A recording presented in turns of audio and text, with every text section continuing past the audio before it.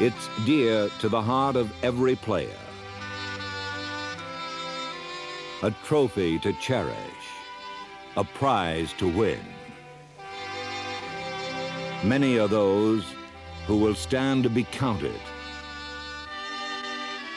Few are those with a real chance to win.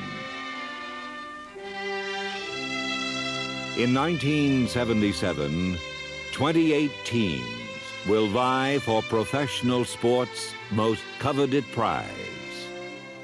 But this is how it was 1 year ago, in our bicentennial season.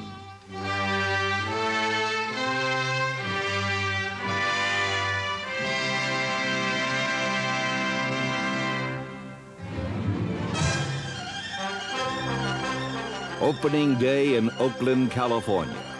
Pro football's two superpowers renew their classic rivalry. Through 3 1/2 quarters, the world champion Steelers milked opportunity for 28 points and a commanding 2-touchdown advantage.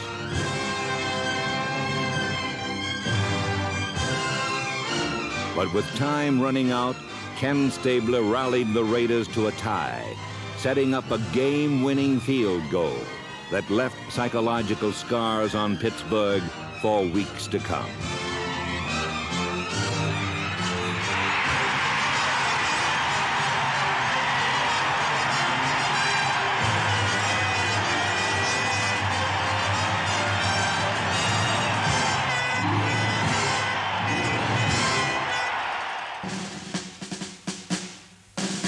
But if Pittsburgh and Oakland believed themselves to be alone atop the American Football Conference, they were mistaken.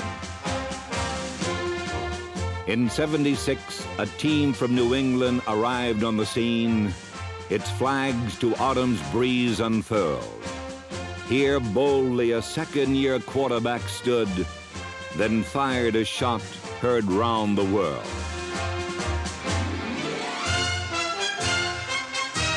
In week 2, Miami fell to New England's finest Patriot, but the critics merely sighed. Let's see him beat the Steel Curtain next week. Then we'll be satisfied.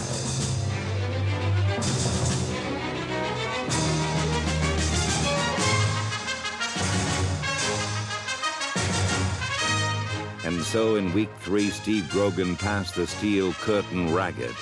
But still the critics weren't impressed. Pittsburgh had an off day, they said. They didn't play their best. Let's see the kid beat Oakland. Now that will be the real test.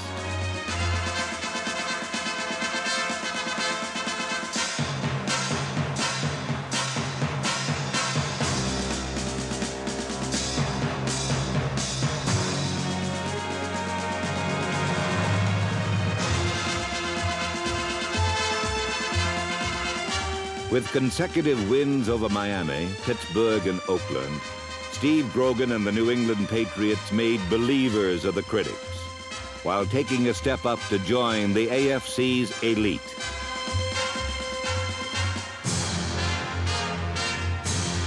But even the Patriots couldn't win them all in the AFC. That distinction belonged to still another conference powerhouse.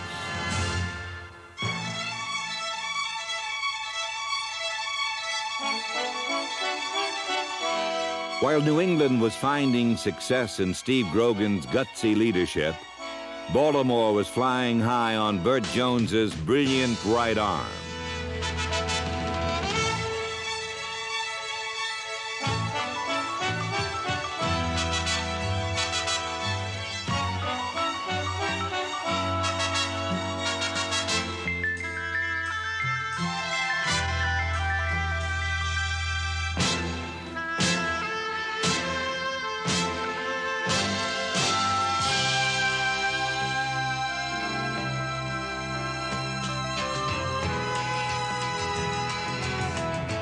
Burt Jones and number 81, Roger Carr, collaborated on some of the year's prettiest scoring plays.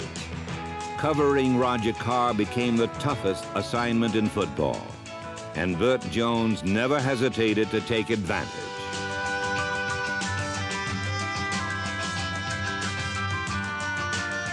Pro football's most explosive offense, and there was more. For Baltimore also owned a group of pass rushers known as the Sack Pack.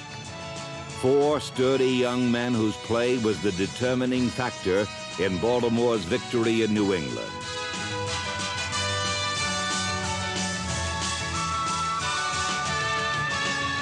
The Sack Pack and Mr. Jones. At mid-season, nobody in the AFC looked better.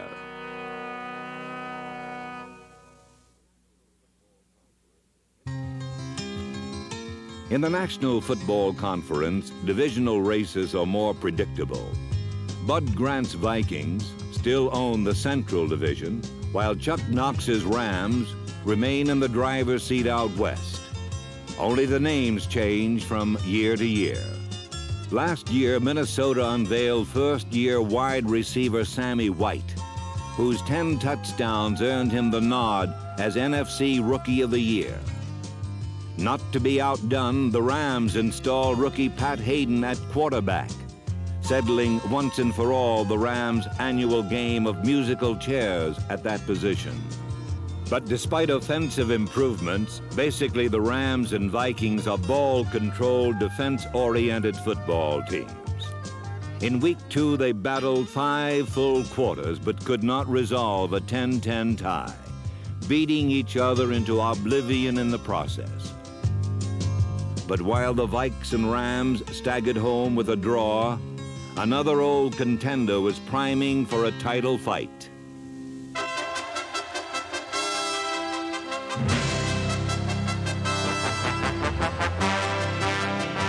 Down in Irving, Texas, Roger Staubach and the Cowboys were off to one of their finest starts ever. Staubach was hitting an amazing 75% of his passes, while Dallas's doomsday defense was at its brutal best, making a visit to Texas Stadium a real headache. By mid-season, Dallas was ensconced atop the Eastern Division. And so, attention turned to a Monday night monsoon in Washington. The St. Louis Cardinals were in town to battle the Redskins for second place, but George Allen's special teams stole the show.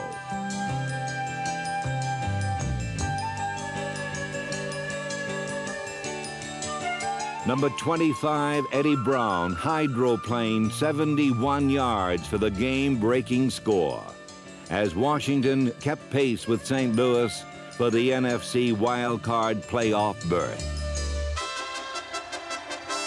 But in the NFC East, the handwriting was on the wall.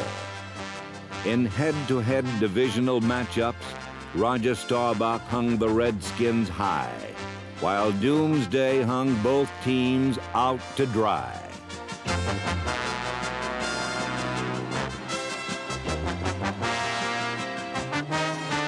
And so, when undefeated Dallas met powerful Baltimore, many called the game a Super Bowl preview. It had all the makings of a good one.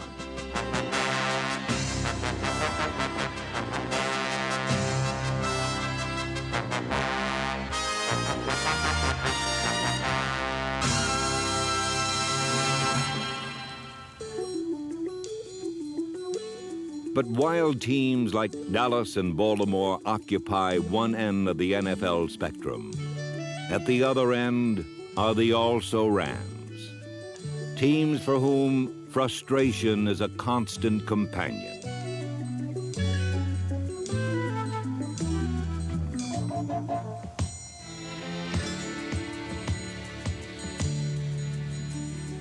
Consolation comes in digging a play out of a grade school playbook, then using it to upset a contender. But for most also-rans, the sad reality is that victory is the exception rather than the rule.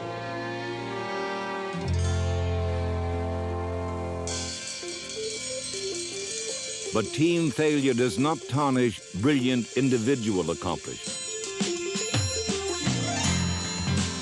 Buffalo won only twice in '76, but the incomparable O.J. once again rewrote his record book, this time for most yards rushing in a single game. Young running backs like Chicago's Walter Payton headed a list of 12,000-yard rushes, most ever in a single season. 249 first-year players made NFL debuts, such as Clark Gaines of the New York Jets. But no first-year player had more immediate impact than number 40, Mike Haynes of New England.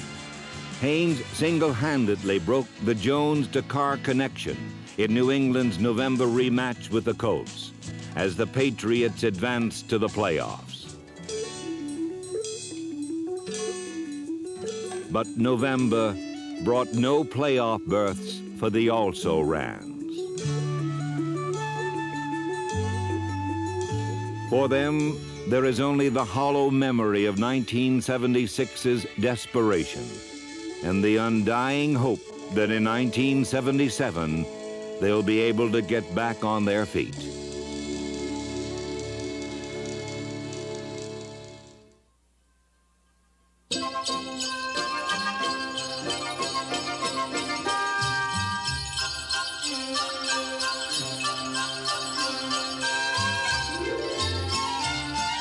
With the coming of winter, only one playoff spot in each conference remained. In the AFC, the crucial game matched Pittsburgh and Cincinnati, a chance for the Bengals to snap Pittsburgh's 6-game win streak and knock them out of the playoffs. But even in the white stuff, Pittsburgh's success formula remained the same.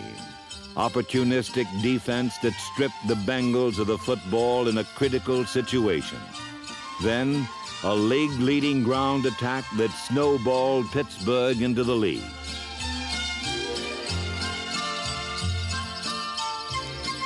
The Bengals tried to battle back, but a slippery carpet and a steel curtain wouldn't allow it.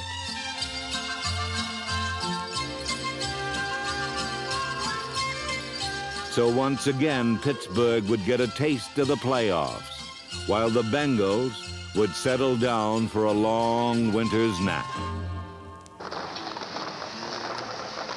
But down in the heat of Irving, Texas, a long winter's nap was precisely what the Washington Redskins were trying to avoid.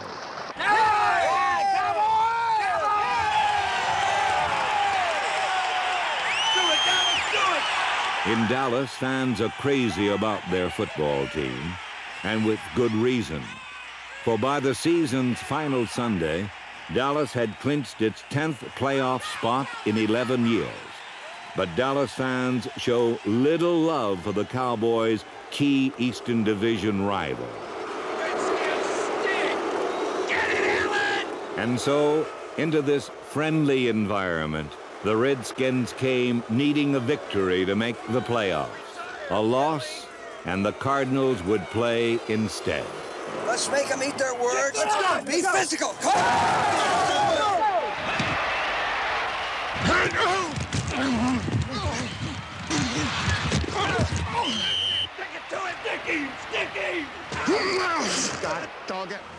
Despite their intensity, the Redskins fell behind. But George Allen's team knows when to reach back for that something extra.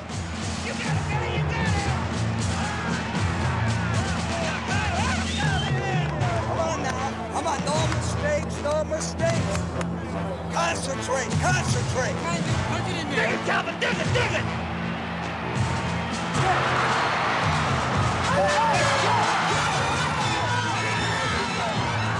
Washington reached back and found victory.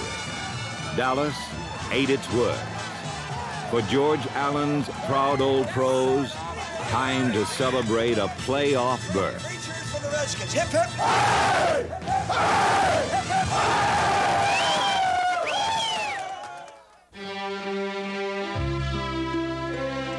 But making the playoffs and staying in them are different matters altogether.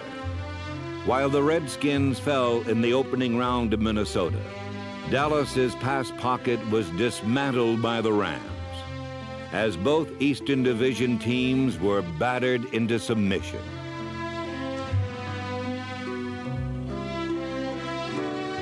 In the AFC, Burt Jones and company ran into a steel curtain. It was strictly no contest. While out in Oakland, despite ample incentive, the Raiders still needed a last-second touchdown to bring New England's Cinderella season to an end.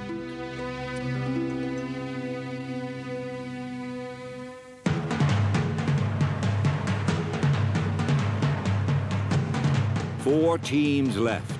For them, the season had just begun. Pittsburgh, back in form and riding a 10-game winning streak.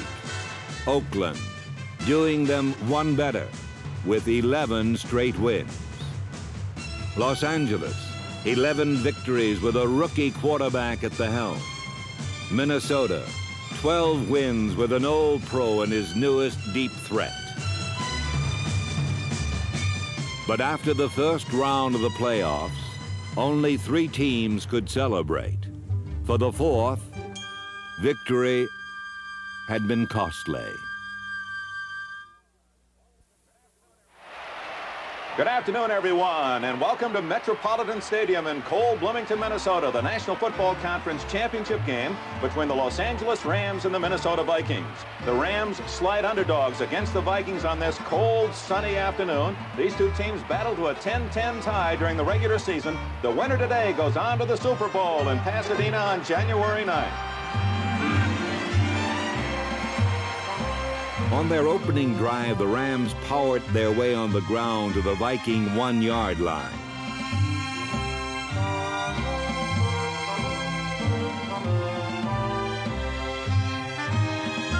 But the Rams went no further, and the stage was set for crucial play number 1.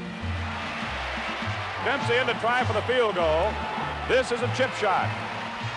There's a snap a bit high. The ball is down. The kick is blocked. Into the end. Touchdown. The Vikes are going to score.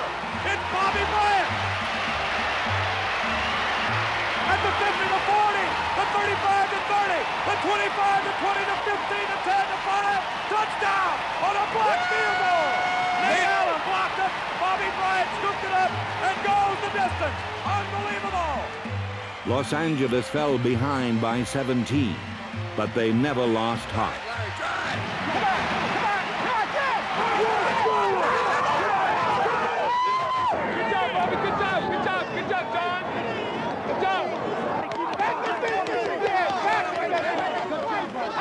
The Rams pulled to within 4. Time for crucial play number 2. He drops back to pass. He has protection. Throws the long one over the middle, intended for tight flight. Intercepted by Bobby Bryant. Bobby Bryant with his second interception of the game. This time the Rams could not recover. For the Minnesota Vikings, victory earned them their 4th Super Bowl appearance in 8 years. Their opponent now would be decided in a gargantuan struggle taking shape in Oakland, California.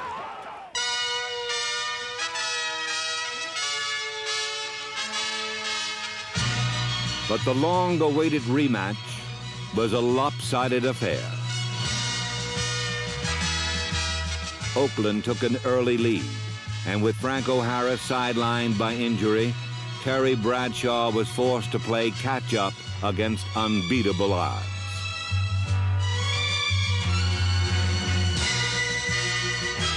After 9 years of disappointment, this time Oakland won the AFC title going away.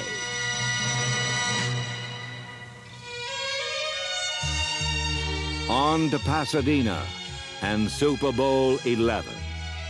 The Minnesota Vikings gave it their best shot, but with New England and Oakland dominated all facets of play, giving NFL 76 a Super Bowl masterpiece that was 9 long years in the making.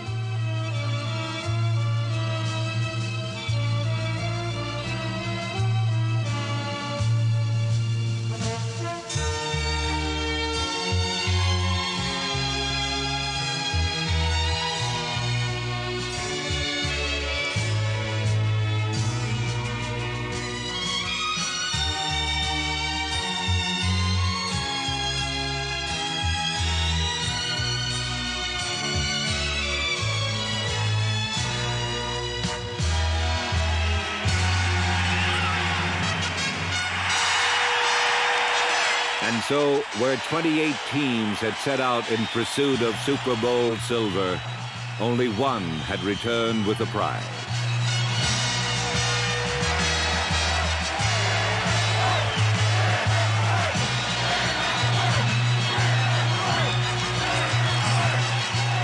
In 1977, the rest will challenge Oakland's reign. But NFL 76 belonged to the Raiders.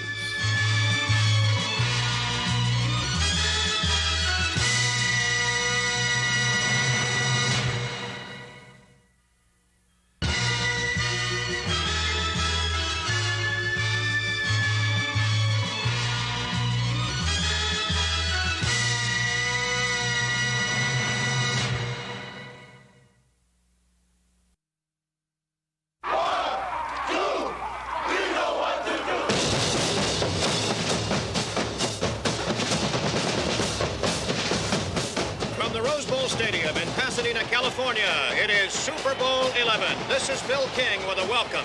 Everything in the United States, everything really in a sports sense in the world, is zeroed in, focused today here in the canyon at Arroyo Seco.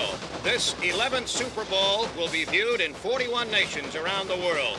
Desde el Tazón de las Rosas en Pasadena, California, los Raiders de Oakland y Vikingos de Minnesota se enfrentan en el Super Tazón número 11. Les Raiders d'Oakland, champions de la conférence américaine, et les Vikings du Minnesota, champions de la conférence nationale. 対戦いたしますのは AFC 代表オークランド・レイダース。 C'est la confrontation tant attendue entre Francis Tarkenton des Vikings et Ken Stabler des Raiders. As my leader, Curtis Cowboy Gowdy out of Cheyenne, Wyoming, and Jeff and Hazel's baby boy sit at the foot of the San Gabriel Mountains, rising a little over a mile, the snow-covered mountains, and the fall foliage is drifting slowly down to the base of this Rose Bowl here in Pasadena. We are about to bring to you the 11th Super Sunday Super Bowl.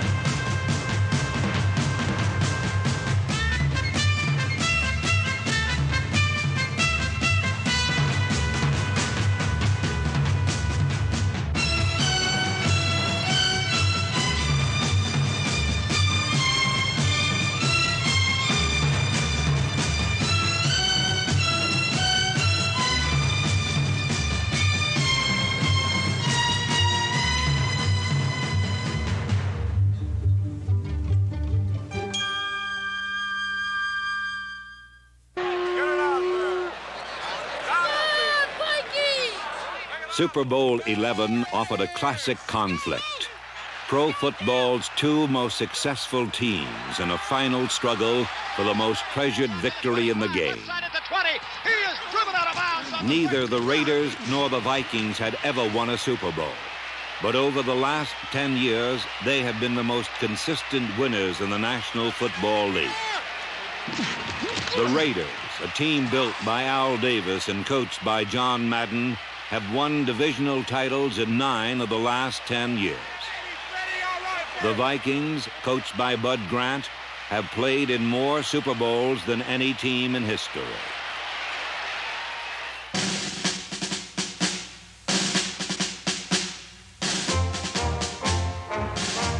In the opening minutes of the game, both teams probed and tested one another, piecing together bits of strategy in search of a successful pattern.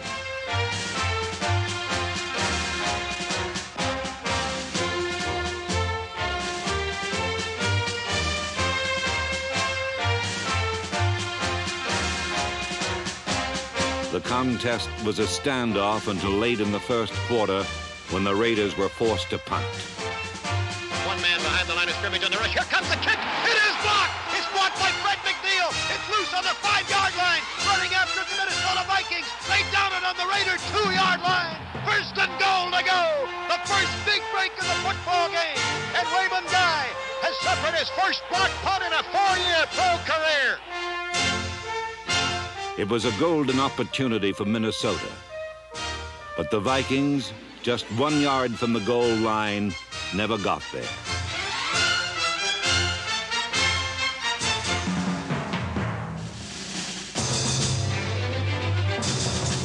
Brent McClanahan fumbled. Willie Hall, number 39, recovered the ball for Oakland.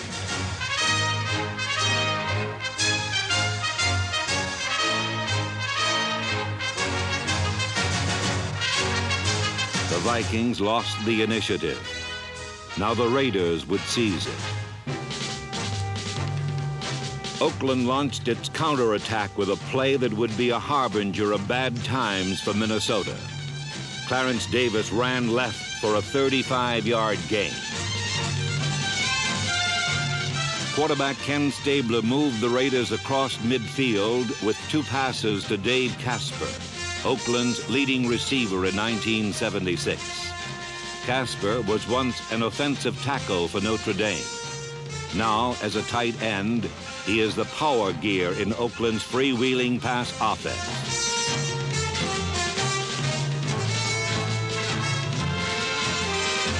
Casper's second reception put the Raiders in position for the first score of the game. Field goal, snap, spot, kick on the way. That one's good, and the Raiders finally get on the board. Scoreboard shows Oakland 3, Minnesota nothing. The Raiders had marched 90 yards in 12 plays. Although they were stopped short of a touchdown, they had moved smartly through every avenue of their game plan. The next time they had the ball, they would take the same road, only this time it would lead them to the land of 6. When the Raiders regained possession of the ball, they continued to run to their left. This strategy succeeded because of Oakland's ability to dominate the right side of the Viking defense, which consists of Alan Page, Jim Marshall, and number 58 corner linebacker Wally Hilgenberg. Guard Gene Upshaw pushed Page to the inside. Tackle Art Shell shoved Marshall to the outside.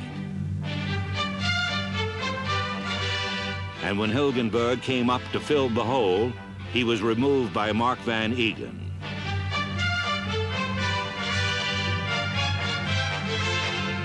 Clarence Davis, number 28, gained 137 yards in this Super Bowl. 105 of them came on variations of this play. The secret of its success was not only the powerful blocking of Upshaw and Shell, but also the blocking of running back Mark Van Eegen, who neutralized the corner linebacker and gave Davis room to run.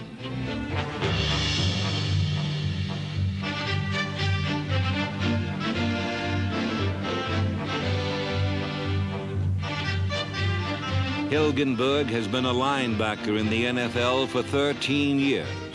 But in spite of his experience and skill, he could not avoid the battering blocks of Van Eegen.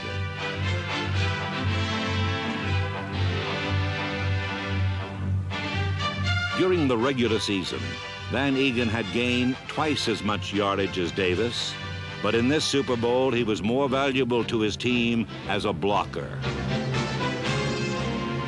With Van Eegen hitting out on Minnesota's corner linebackers, the other Oakland running backs were able to turn upfield for solid gains. 3 carries by Carl Garrett, number 31, moved the Raiders to the Viking 6. With Minnesota expecting another run, Stabler surprised them with a perfectly thrown sideline pass to Fred Biletnikoff, who touched down at the 1-yard line. On the next play, the Raiders Holy Toledo!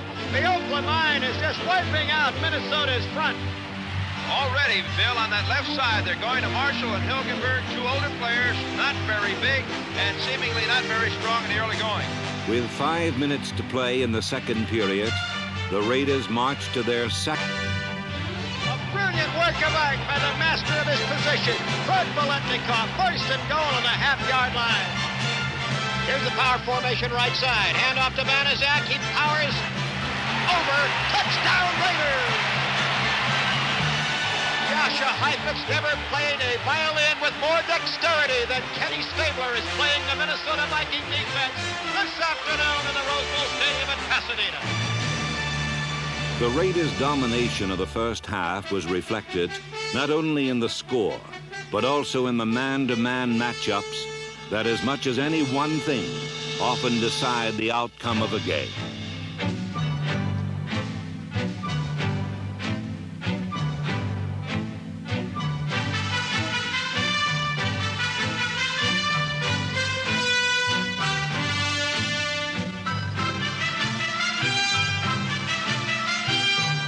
A big reason for the success of Oakland's running game was the way Art Shell, number 78, consistently eliminated Jim Marshall. Shell was so overpowering that Marshall did not make a tackle the whole game. Center Dave Dalby engaged middle linebacker Jeff Seaman, number 50, in another matchup that often ended in Oakland's favor. Dalby disrupted Seaman's angle of pursuit. Then shoved him into the backwash of Oakland's churning ground attack.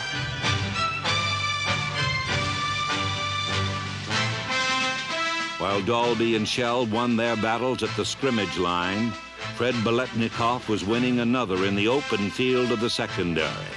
Nate Wright, number 43, had been given the unenviable task of trying to cover Biletnikoff. As might be expected, he did not fare well. Both of Oakland's touchdowns were set up by passes to Biletnikoff. The most dangerous receiver in Minnesota's passing attack is Sammy White, number 85.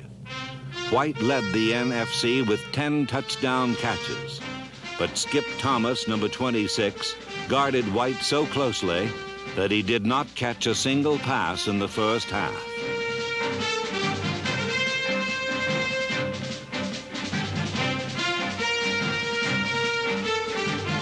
The Raiders used not one man, but 11 to stop Minnesota's mighty running back Chuck Foreman, number 44. Viking fans had hoped to see some of the magic Foreman had displayed all season when he led Minnesota in rushing, receiving, and touchdowns. But today, there was only one moment of magic, and that was this catch and run that gained 26 yards.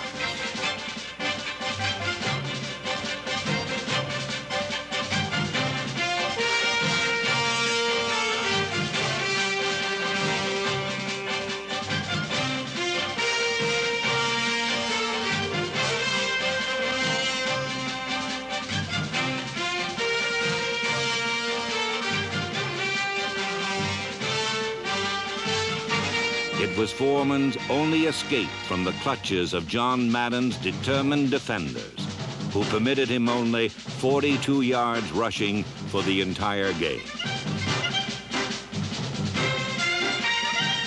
With Foreman unable to run with the ball and White unable to catch it, Minnesota's offense was on the verge of extinction.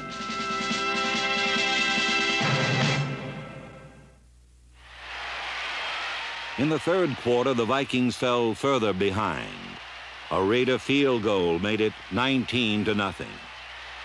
If there was fire in the ashes of the Vikings' hopes, quarterback Fran Tarkington was now the only person who could change the flicker to a flame.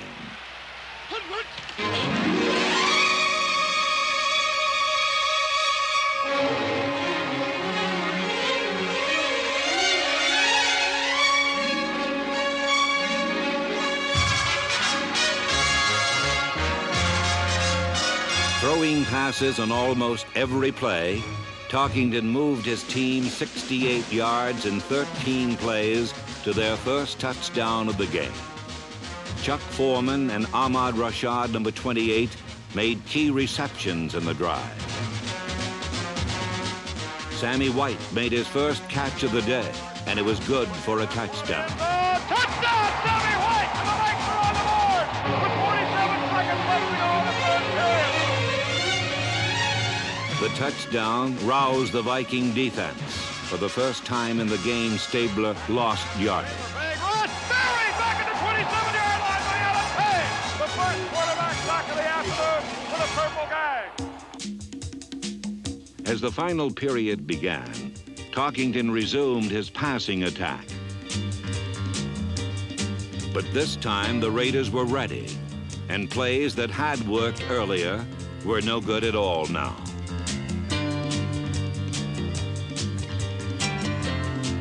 Without a running attack and needing 2 touchdowns to win, Tarkington had to pass against a defense that had no reason to play him honest.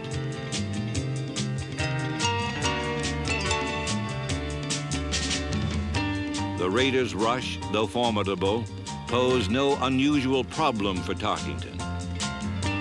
The real dangers lurked in the secondary. Back to pass goes Tarkington.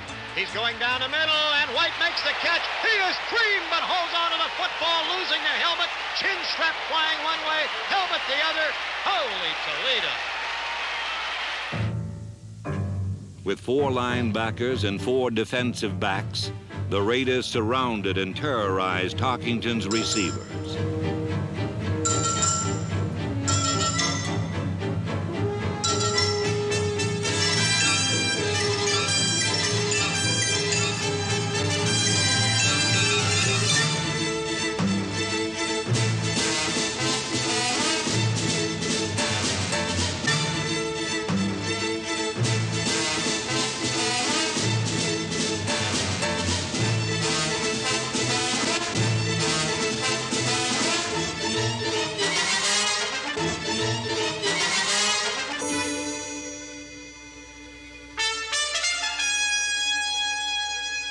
Oakland eliminated Tarkington's targets, narrowed his field of fire, and finally proved the undoing of everything he had hoped to accomplish. Back to pass on third. The rush by Hendricks peels him out of there to the left. He's backpedaling and throwing. Intercepted by Willie Hall at the 30. Back to the 40. Runs into traffic. Raider football. He's brought down at the 46-yard line. The Raiders now had a choice of 2 plans. They could fence and parry to protect their lead, or they could attack to destroy and demolish.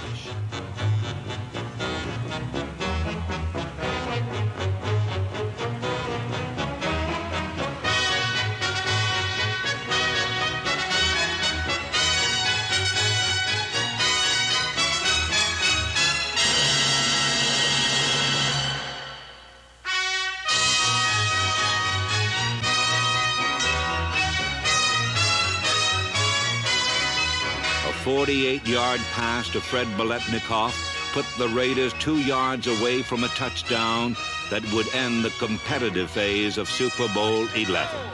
Here's the snap. Give the ball to Banaszak. He powers over. Touchdown, Raiders!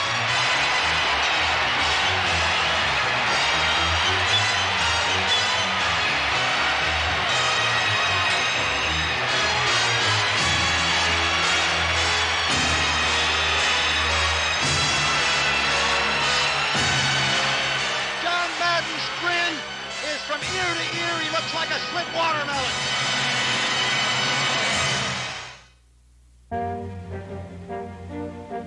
The Vikings trailed by 19 points, and the remaining 7 minutes of the game became a despairing, hopeless quest for a goal they knew they would never reach.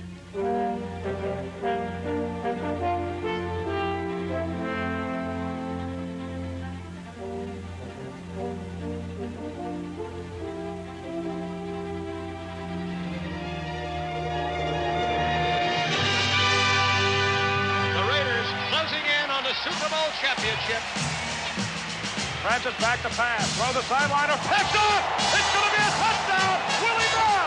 45-40, 35-30, 25-20. Old man Willie. He's going all the way.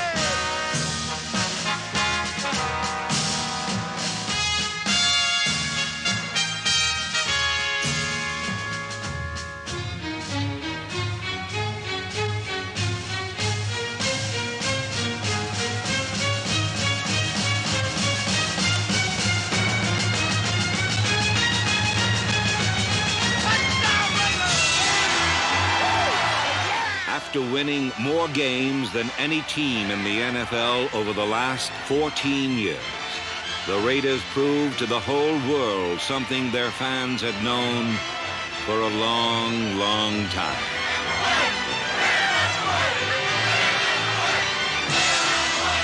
Daddy, come here, give me a kiss. Come here. Get it over.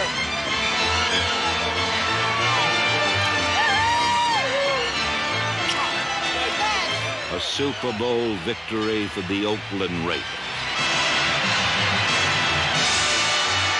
A victory won not only for this season, but for seasons past. A victory that set a magnificent crown on the Oakland Raiders' unrivaled 14-year reign as football's winningest team.